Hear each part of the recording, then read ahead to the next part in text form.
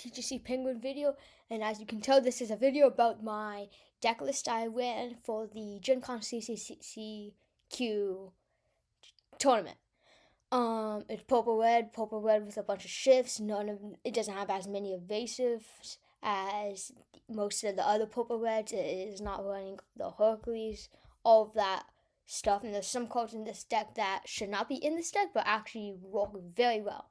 I will be saying every single reasoning behind each card. There's some certain cards, like Violent Pod, that most people like. What's the point of that? I don't see the reasoning behind that. But in this video, I'm going to, since I run this deck, I know the reasoning, and you can understand how to beat this deck. So I'm basically telling you how to beat the deck. But to start with, the first card we have here is Louisa. Let's go ahead and go to edit. But I want to go ahead and look at this more. So Louisa is our first card. There's going to be other cards I will show you that are other possible types of cards that you could play in this instead of some of the cards I run. But first off, we have Louisa. Louisa is the 0-3 that has Challenger 2. Simple stats, but a extra 1 willpower instead of it, for the trade-off of having 0 strength during your opponent's turn, but having 2 strength during your turn. It's a really good card against aggro. Aggro have to challenge your characters instead. It's good against Louisa, where it doesn't leave out damage on your opponent's cards. Like for Cat can't challenge into this and then move 2 damage again.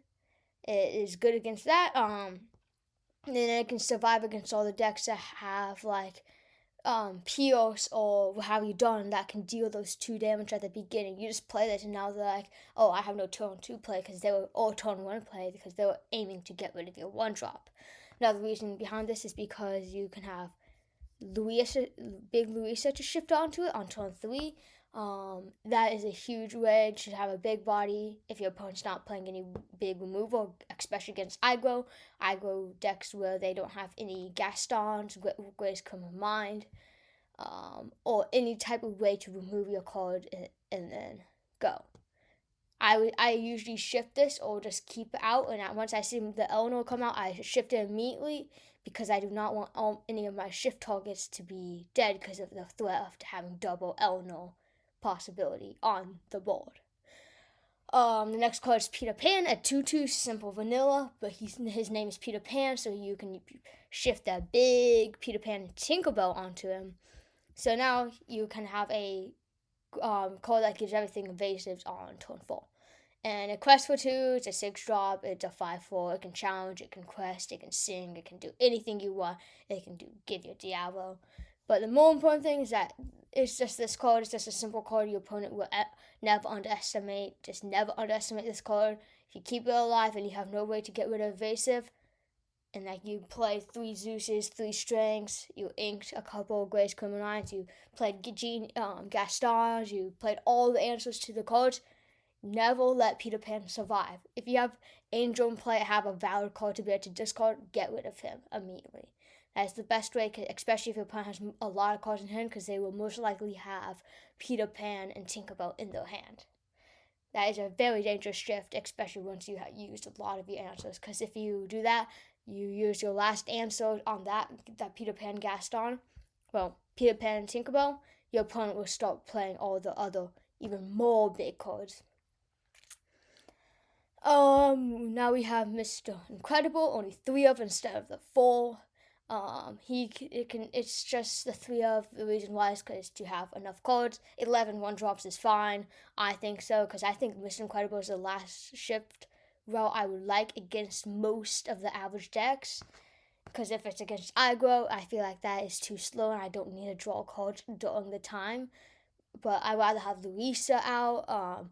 Against slow decks, I'd rather have Peter Pan out or one of the other cards. I feel like Mr. Incredible is just there for the mid-range mirror matches, just to have out, because I know Purple Red doesn't have any ways to remove big cards, so he's just going to be that way to be able to just challenge everything and then force your opponent to challenge back, and he will be able to be that shift. Morph can become a Mr. Incredible, Louisa, Peter Pan, to be able to shift on top of him. That immediately gives you a bigger board and a bigger threat. So now instead of shifting on top of Mr. Incredible, you shift on top of Morph, and now Mr. Incredible can challenge, and Mr. Incredible will draw your card because you have the other Mr. Incredible you shifted on top of Morph, and then you can challenge with the other Mr. Incredible, super strong, to draw another card. So you draw 2 cards instead of just 1 and have a 1-2 on the board. That's the reason behind Morph. Also, just in case if I don't hit any of my Louisas or Peter Pans, just a way to be back up in these shift targets and just be a second threat on the board. We got 3 of Peter Pan, Playful Prankster. He's that 1/3 that says when you play his character, choose opponent. His opposing character can't ready at the start of the turn. It's a way to get around aggro, slow your opponent down, be able to have something exalted so the next turn you can shift on top of Morph or Louisa and then challenge it and then draw cards, move damage, just be annoying. He's at just 1 card to think your opponent thinks that 1 turn that they are fine questing, but then you just keep it exalted. The next turn you can shift, and now they're in a bad board state. Especially when they quest a cat, when they think it's going to be good, you just challenge the cat away, and then you move those damage to Dumbo or something. With the Louisa, you challenge it with Big Mr. Super Strong Incredible, you draw a card, now you have a big body on board, your opponent must answer or else they will lose the game. Because if you let that Big Mr. Incredible live for a while, Demono drops down, you have 3 supers on play, you get 6 cards in your hand, and a big white board. Scrooge is a very good card also, even though I have no bounce in my deck. It is that 1 card in mirror matches, slow decks, that 1 card that has a 2-drop can be a big threat for your opponent to gas on it. So it can not waste, but make your opponent use the resources against Scrooge before you get into the big cards. Because you can make this a 5/5 by turn 4, and your opponent, it's not until turn 5 and more you start dropping the bombs against them. Because if they don't do this, challenge the Scrooge, and instead of using the to save the resources to use it on Mr. Incredible, Louisa, or something like that, you now have a giant body on board, be able to challenge stuff, and then when you access your opponent's card, they'll realize it's just too late because you're not getting the same value as you would have gotten earlier.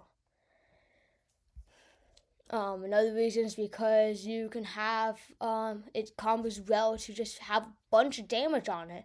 Your Lisa can move a bunch of damage from it to another character. Cat can move damage. It has boost. It can mill yourself. That's the only problem about it. It's just a 2-drop that is super safe, and the fact I only have 9 unequals in the deck is a must run. If I don't play the Scrooge, I only have 5, and when you think about that, I think Scrooge is a must play.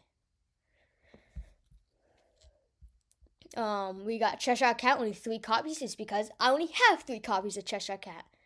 But I still like how I only have 3 copies. I'd probably only play 3 copies. If anything, only 2. Because of Louisa, I'd rather have Louisa down than a cat.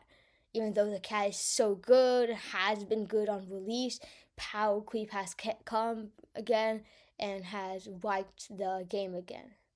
But since those rotation is set, the Power Creep has kind of went down because all the broken Elsa cards like that are gone. So I feel like the cat is still really good. I just rather have a Louisa out on board than a cat. Depending on what I'm playing, it depends, because if I'm playing Amber, I'd rather have Louisa out, the cat out, because it can't get striked without having something giving it support. But if I'm playing like any purple red or mirror match stuff like that, I'd rather get Louisa out because there's no way for them to get rid of it except for challenging it. I think another thing about the cat is that it can just be a 3-drop for this deck, because this is only deck's 3-drop. I'd usually shift on the turn or play another 2-drop to get the Scrooge boost. We also have Isis in the deck, 4 of Isis, which is a big number for Isis. Usually you only play 2 or 3 of them, but I like 4 of them because I play 1-drop, play Scrooge, 2-drop, boost Scrooge, Then next turn I ISIS my opponent's card, and then Scrooge can challenge that. And then she's also super, so then next turn if your opponent makes the decision to exert something and challenge your Scrooge and it survives, now you can draw a card and replace ISIS, or you can say you replace Mr. Incredible. It's just a way to disrupt your opponent's ramp and the opponent's board state, especially when they want a big board state and a wide board with an like. It's a way to stop your opponent from being able to do what they want to do. We got Dumbo. This Dumbo card can combo with Peter Pan and Tinkerbell. Can give all your other cards getting evasive. So now suddenly you can pay one just to draw a card, which is crazy. And you get a lot. Don't forget about that. But the more important thing is that I can just draw you a card and get a law. It's just a simple card draw card and a simple way for your opponent to not waste more responses on a Dumbo compared to one of your bigger cards that you want to survive on the board for a long time. It's also just if your opponent leaves it on the board, it would be that one card on the board just keeps on letting you draw a card over and over and over each turn, and until your opponent gets rid of it, and then now you drew like 5 cards off of it, and now your opponent just realizes they answered it way too late. Mrs. Incredible is a very big card. It's a 5/6. The only problem about 5/6 is that like it can die to Amber very easily. But I kind of like that because the opponent is using more responses on your big quote-unquote vanilla cards. Pretty vanilla. It's just like it's a lot of text, but the text is pretty simple. You can have it quest for 2, or you can just give it evasive. You can have a quest for 2 if you have Peter Pan and Tinkerbell in play. You can give it evasive if you have Dumbo in play. And most of the time you give it evasive. It's also another card to make your opponent use their Horseman Strike on it to be able to get rid of its evasive. When it gains evasive, it's just another big body on the board to be able to remove cards and get damage on top of it.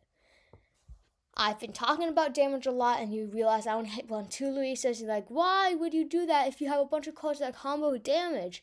Well, that's the one thing. If I play Louisa against a slow deck that has a bunch of cards that have a lot of strength, that doesn't feel that good. You have a Louisa, and it can't get any damage on it, or none of your other cards can get damage on it, so there's no point of it. It's only good against decks that can like only do so much, like have Igro, because now their Rex gives it free value, their Eleanor gives it for free value, its Pocahontas gives it free value, its Angel gives it free value, its Lilo and Stitch gives it free value. There's so many cards with 3 strength in this meta that you can remove in this late game.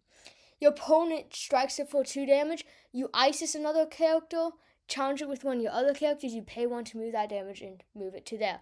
I'm going, my new list after this DLC, CCQ, I am going with 4 Louisas instead of just 2. I think it is a very card I underestimated. I might only do 2, it might be 2, I might do 3. I'm most likely going to do 3, but I'm never going to say my exact deck list, so you never know, unless if the challenge is open deck list, which I really hope, because then I know if my opponent's playing some kind of real deck like locations or evasives or items. Hades Looking for a Deal is a very good card too. I think this card is very underestimated in Purple Red. I think this is also must play in Purple Red. I feel like it's a simple card to be able to draw your cards. Or even just put a card under your opponent's deck when they know you only have like 1 card in hand, and then when they little know that 1 card in your hand is a Demona, and that immediately makes them feel a little sad. 3 of them makes sense. 2 of them is also a good number. 4 of them I think is a little bit too much. So I think I like 3 personally. It's just that 1 card to be able to draw you more cards, or even just get rid of a card that you just don't like. It's up to your opponent, but it's still up to you depending on what you pick. Because like if you pick a cat your opponent is going to 50-50 that if you pick a Louisa, you're going to probably draw 2 cards, depending on how many cards. If you pick a cat with 1 card in hand, your opponent might put out the bottom. They might let you draw 2. If you pick a cat with 0 cards in hand, they're going to put out the bottom of the deck immediately, probably. But then if you pick a cat with 5 cards in hand, that's going to be immediate draw 2, because I don't care, you have a bunch of cards in hand, at some point you're going to ink a bunch of cards thinking that you're going to be able to play a bunch of cards, but then little do you know you're going to run out of cards very fast. I think running out of cards whenever you have a bunch of cards on your hand is the easiest way that a rookie mistake. Because whenever you have 5 cards in hand, if you think about it, if you ink and play a card each turn, that would be down to 3, then 2, then 1. But then if you keep on inking, you're going to start thinking, like, I can play multiple cards. Now you add only 1 card on by the time, and like, wait, where did all my cards go? It's on the board, but then your opponent just answered them with their cards that they're able to play. So be careful about your hand state and thinking about, do I actually need to ink this, or am I inking this to be able to play more cards early? Sometimes it's worth it because if your opponent goes wide, you probably want to go wide depending on how many cards they have in hand. But if your opponent doesn't go wide and you go wide, there's no point, especially if you're playing against a slow deck where they might have board wipe or cards that can do a lot of stuff, like Louisa or Headless Horseman. Even though they have like 5 1-drops, Headless Horseman is down, and now they're like 20 drops. Next we have Mr. Incredible. He's a 5-drop inkable, 4/6, plus 2 strength for each other character you can play. Gets rid of the locations easily, gets rid of big characters easily, and whenever one of your super characters challenges another character, draw a card, and that includes himself. So now I only run 1, 2, 3, 4, 5, 6, 7, 8, 9, 10, 11, 12, 14, 15, 16 supers in this deck, which is considerably just not smart by me. But I think that's the perfect amount because I don't want my entire deck to be super and force myself to play around him, but I still want him to be able to be played around and let me draw cards as a bonus to draw more cards. He has the shift 3, so he can shift on top of small Mr. Incredible and the morph again, and he's just that big card on the board that makes your opponent uses the resources to be able to get rid of it before you can draw a bunch of cards. It's kind of like a Dumbo when you have not that many cards in hand. Your opponent knows there are 5 ink. They have 2 cards in hand. They're going to draw a card, ink a card, play a card, draw 2 cards, exert everything, challenge 3 things with their supers, draw 3 cards. That means that they drew 5 cards in one turn, but 3 of them were from off of Mr. Incredible. So that immediately makes them think I need to get rid of him. But then after that, you just play Dumbo, and then you have let's say you had that Mrs. Incredible in play. Whenever you had that Mr. Incredible in play, you're like, now I can just pay 1 to exalt with my what's her name? Mrs. Incredible. Now they have to use the response on Dumbo instead of Mrs. Incredible. Now Mrs. Incredible is alive, and now you can quest with her and keep on picking evasive with her. So it's a puzzle about which targets are the best ones to get rid of in my matchup. If I'm playing a bunch of cards that have a lot of strength, maybe I'd rather have Louisa survive than Mr. Incredible. If I'm playing a bunch of evasive, maybe I want Mrs. Incredible to survive before Louisa or Mr. Incredible. It just depends on what you play for your choice. We have Headless Horseman as one of a 5-cost uninkable for 2. Quest for 2. I feel like this is a one of because I have another card called Red Alert that can do a similar thing. But the reason why I play and not just play a bunch of Red Alerts is because it's that one card that is a body that can give everything strength. Pretty simple, no big reasoning. The only reason, biggest thing that you need to know about is that it can take out a bunch of aggro cards, and it can take out Dale, it can take out Grandmother Willow, it can take out all those cards that help your opponent on the way. But now that Genie and Elsa are gone, it's not as good, but still pretty good. Especially with all the new cards that like Mike Wazowski and stuff like that are cheap but are so super worth it to get rid of with a card that gives you a body. Peter Pan and Tinkerbell, the biggest card of the deck. A 5/4 evasive that gives everything evasive. That quests for 2. Simple. Shift 4 so it can shift on Peter Pan, or a morph. So you have on turn 1 you play Peter Pan, on turn 2 you play Scrooge, on turn 3 you play a cat, and on turn 4 you shift Peter Pan and Tinkerbell on that Peter Pan, and now you have a giant board of evasives. That sounds super scary. Your opponent gets rid of your Peter Pan and Tinkerbell, then they challenge the rest of your board. That's the sad thing about it. Like, it's so easy to get rid of, yet if your opponent played like 3 Gastons like that again, you know when to play it. Like, it forces your opponent to choose what to do. Like, it forces your opponent to have a response. And it's a card to be able to quest for every single turn because you don't care if your opponent can challenge it unless they have a card out there that benefits off of challenging. Like, if they have Mr. Incredible. Well, other than Purple Red, I think that Purple Red has anything other than that. It doesn't have any big benefits of challenging that has evasive. It's just that one card to be able to give everything evasive, draw a bunch of cards with Dumbo, and have a giant board your opponent can't do anything about because they don't have any responses, aka against Aggro, or aka against mirror matches, and then you see they have played a bunch of Peter Pans, aka you play this against mirror matches and you want to remove a bunch of evasives, and then now your opponent has no evasives and now have to play evasives, then have to wait a whole turn before they can challenge, but then you demote all the entire board, and then you trade a bunch of cards, and then you still have a Peter Pan and a couple of cards left on the board. Next turn you Dumbo, now your opponent challenges all your Peter Pan makes everything lose evasive, but now you just drew a bunch of cards and still have a Dumbo on board. So there's a lot of routes you can go with Peter Pan and Tinkerbell. The only thing that matters is that what do you do after if it gets challenged and banished, or just banished.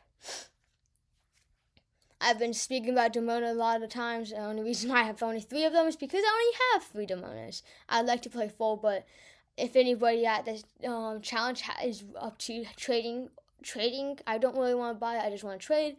I'm down, but the main thing is that Demona is insane. Demona is a must-play 4 of, unless if you don't have all 4. It's not a card that you want to buy. It's expensive. It's overpriced. I feel like it's totally underestimated. It's totally a bad card you don't need. Totally that. But it's a bad card and it's a good card at the same time. You benefit off of it all the time, even if your opponent has no cards on board. You can draw a bunch of cards, and your opponent still draws 3 cards. But I get draw 3 cards and exert your entire board and wipe it. You have 3 cards to play. Yeah, I have 3 cards in my hand this next turn. Yeah, I have Isis, I have Peter Pan, I have Mr. Incredible. I can draw a bunch of cards, I can challenge your board, and I can remove stuff. Super annoying card to play against because you feel like you're good. Your opponent doesn't have is running out of cards. Your opponent is running out of options to be able to challenge with. Your opponent's running out of everything, and then bang, the demon drops, and now your opponent has a big card on board, 3 cards, new fresh cards in hand, and you have a wiped board. So such a good card to be able to play in against mirror matches, against slow decks, against any decks. Even I go letting them draw up to 3 cards. Only if it's worth it, because you don't want to exalt 1 card with her and let your opponent draw 3 cards and you draw like 2 cards or 1 card. Then it's not worth it. If you let your opponent draw 2 or 1 cards against Igo and you draw 3 cards, even though you're only exerting like 1 or 2 cards, that's pretty worth it. You're still getting equal value as your opponent out of it, but you're getting a body on board, so I think it's more worth it for you than your opponent. And your opponent can only play the opponent's cards that they're going to be drawing aren't as big as your cards that you're going to be playing, because you're going to be playing all the 5-drop shift cards while your opponent's going to be playing a bunch of like 1 drops and 2 drops, or even sometimes 4 drops at max. Action. The actions are only red alert, 3 of. I'm thinking of going down to 2 of because 3 of is a little bit too many, but just banish opposing character 3 strength or less. There's a giant list of them. I just said them with Louisa. I don't really want to say that again. It's a way to have your opponent just get rid of your angel. Get rid of... Yeah, I don't want to say that over and over. But you get the idea. Angel, Demona. Well, what? Demona? No. Pocahontas. Eleanor. Dumbo. Cat. Oldie Scrooge. Anything. That's really good. Especially if your opponent's playing the evasive genie, anything that is very important to be able to get rid of early or before it can gain a lot of value, like Dumbo and Eleanor. Because one Eleanor trigger is already too much value for aggro. One lure, one card, and one dealing 1 damage without even having to challenge or without even having to do anything is just crazy. And a second to last card is Colors of the Wind. Each player reveals the top card of the deck. Draw a card for each different ink type of cards revealed this way. So at max, you can draw 4 cards. At minimum, you can draw 1 card. It replaces itself no matter what. It sucks if you both look at the top card and realize, oh, they're the same color. But you realize how many dual ink cards there are out there that are in the meta. There's Peter Pan and Tinkerbell.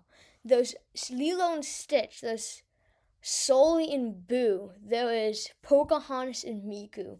There is the Darkwing and Launchpad. There's a lot of cards out there that your opponent will be playing that are the dual ink. Woody and Buzz, there's a lot of dual ink cards to be able to have this card be worth it, and you play one yourself, 4 copies of it. That's pretty good. And drawing 2 cards off of a card playing for free, that's already good because I can shift on turn 3 with any of my cards, sing this, and then draw 2 cards. Now I have a big body on board, 2 extra cards than I should have, and you have to use all your cards to be able to challenge my card I just exerted after sinking. Now I have a bigger board than you, and I have more resources in hand than you. But if you draw 1 card off of that really sucks. But as long as you're not playing, the only purple deck that you'd be playing is purple yellow, and the only red deck you'd be playing is boosties. I don't know if there's any other ones. In the mirror match, of course. The mirror match is the least worth one you want to play. Use this card on. And then there's also the green-purple evasive. And the last card that everybody's been waiting about and talking about what's the point of this card whenever they look at my deck. This card looks terrible, it looks useless, there's no point of it. I could name a giant list. There's Sully, there is Boone Sully, there is the Queen, there is Milda, there is action-themed decks. Let me actually look. This card is absolutely underestimated and is a must-play card. It is such a good card. Put a card from your any player's discard onto the bottom of a deck, their deck. You think about that and think, wait, that doesn't sound that good. Like, what would I be putting at the bottom? I have a list out here that are cards that are it counters. Broken Pod can be used for Circle Life Robots, the Queen, Action Type decks, Anti-Mill, Murder, Silver, Black Cauldron, and Horn King. There's even more after that. I just wanted to name the simple things. You may actually have seen this comment I put on Spessie's video because I was like, this is for this. I was kind of a little bit mad because this card is so good and this card is a must play in any purple deck. If you have a purple deck, put this card of at least. This card can counter so much of your opponents. Your opponent has a Demona in their discard planning to solve it back to their hand or soul it back to their hand. But then you play this and exert it, and then now you put it at the bottom of the deck. Now they don't have that Solar is useless now. They have to return like a Hades instead. They have like one card left in their hand. You just say no. I just put that at the bottom of your deck, my deck, and now your opponent has one card in hand, useless discard to be able to do anything, and a dream and a hope.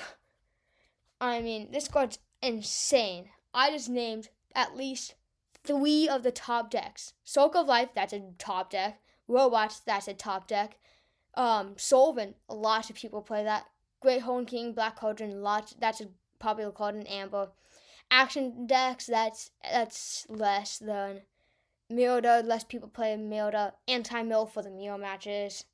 The Queen against green yellow. I mean, this card is just a card that is super underestimated. There's some other cards in here that I will show you that you can play. There's Lumpy, you can play like a one of instead of a. It's a big old. Pretty sneezy. Lumpy's a pretty big card. It's a cat. It has a cat ability, but you can't do the cat ability again. It's just a bigger body than a cat. It can survive a lot of things. You can play Bashful for more evasive, Violet Pearl for the evasive, and the super Frozen for the evasive and the super.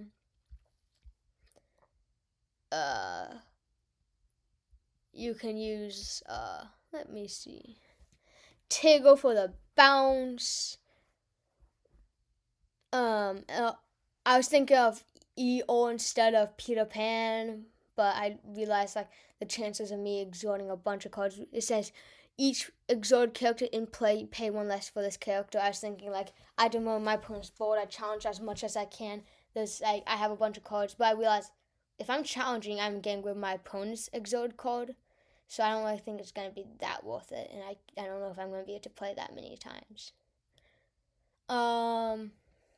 There is which you can play to a turn card, Spin. I don't think Spin is as good in this type of deck. Come Out and Fight. This is another underestimated card I was thinking of playing, like Broken Pod. Completely underestimated. It counters robots, and that one card that says if this card has a card under it, gets resistance.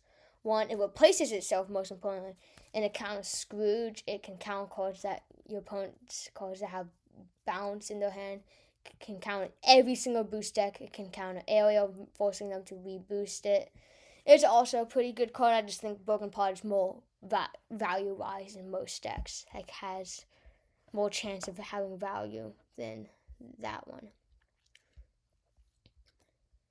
You can play Olaf. I don't think Olaf is that good. Ursula, if there's a card under her, she gets +1 lore and evasive. Pretty good.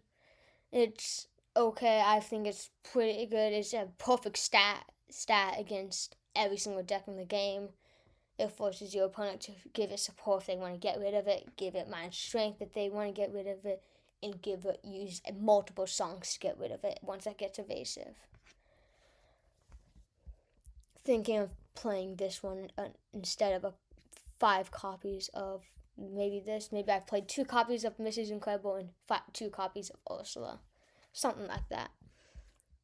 Woodchuck Guide as card draw instead of Hades or something like that.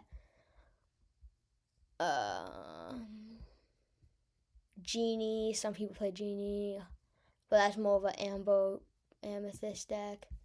Some people play Dash Paul for card draw and super. Dash Paul as card draw and super, and also evasive for both of these. Random Box for evasive and moral and challenging. There's so many card options to be able to play in this deck. It's just so hard to pick out the best ones you want. Jebediah for the evasive and only evasive. Dash Paul, super speed for the rush and the super. Baby Head for card draw and plus strength. Firestorm for removal. Liquid Fire for only board control and code draw with the super subtitle. Hercules for the early board control. Olaf for late games. March off battle maybe sometimes. Elza Mazza for the ability to not have your characters reduced against Under the Sea type decks. Tinkerbell for shift, Peter Pan for shift and evasives and a 3-drop. I feel like Hercules is definitely another one. Hercules for a way to have cards survive. Hercules, the reason why I didn't put Hercules in this deck, because I'm going to read out the cards that it would only trigger on. Small Peter Pan, small Mr. Incredible, 2-drop Peter Pan, Mrs. Incredible, Mr. Incredible, Peter Pan, Tinkerbell. That's not that. I don't think that's enough for it to be really worth it as another card. But it can't be dealt with steel with all the damage. But it's another 5-strength card, so your opponent has the choice to use all the other cards to be used on it. I think it's pretty good. Just not a force card I personally would pick. I might play it. It's an option. It is on the list ahead of most of the cards I said. It's just like, I think it's overestimated. But still really good. I think that's all you can really want to play. Sisu, I guess. Lumiere for the plus strength. Mulan for challenging, but I don't really think that's really worth it. I can shift on Morph with that Morph, which I really like, but I don't really think of that. But, well, now that's all. But thank you for watching. That's the end. Hope you like my deck list, and I hope you don't build a deck just to beat it. And thank you.